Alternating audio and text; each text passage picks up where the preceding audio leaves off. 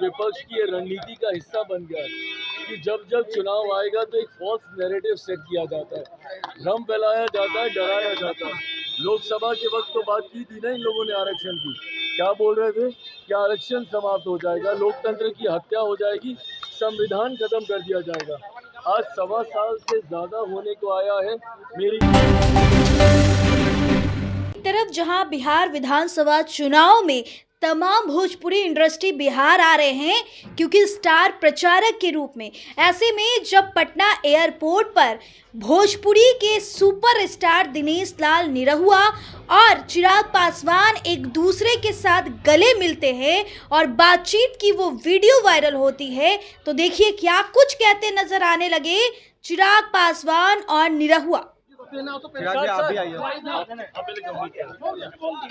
चिराग भी आप तेजस्वी कह रहे हैं, इधर बंद कर आपके पीछे बंद कर भैया। तेजस्वी कह रहे हैं थोड़ा नीचे तो कर लो भैया, नहीं चर्चा हो नीचे कर लो। बड़ी आरक्षण की किसके ऊपर नहीं चर्चा हो रही, क्या कह रहे हैं? अरे फेस ही ढक लिए यार, नीचे आरक्षण पर बात करना इस चुनाव में जरूरी नहीं समझा। बिहार में जो 65% का आरक्षण का जो दायरा बढ़ाया गया, भाई जरूरी तो ये लोग नहीं समझ रहे हैं ना।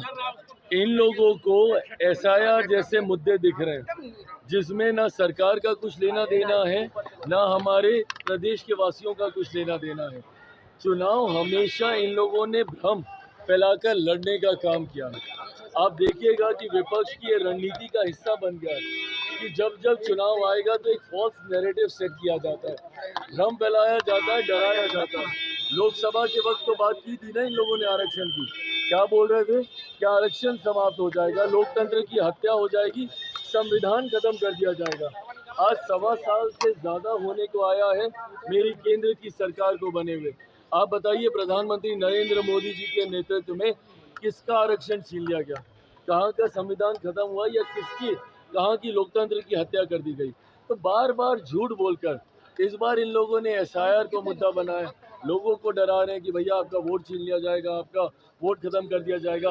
पर एक बार भी इन्होंने अधिकृत आपत्ति दर्ज कराना जरूरी नहीं समझा।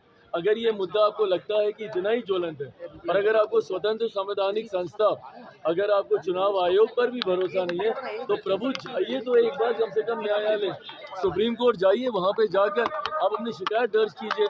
उसके बाद दूध का दूध पानी का पानी हो जाएगा।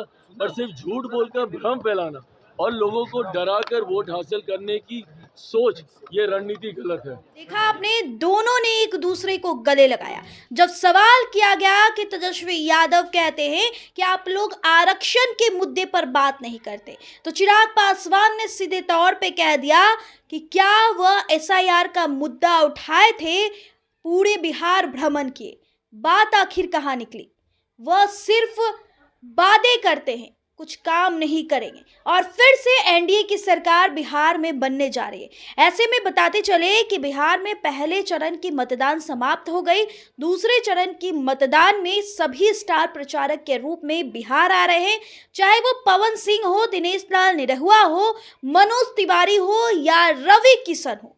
ऐसे में बिहार विधानसभा दूसरे चरण की तैयारियों को लेकर हर कोई स्टार प्रचार के रूप में बिहार आ रहा है। आपको क्या लगता है? कमेंट में अपनी राय जरूर दीजिएगा। बहुत बहुत शुक्रिया।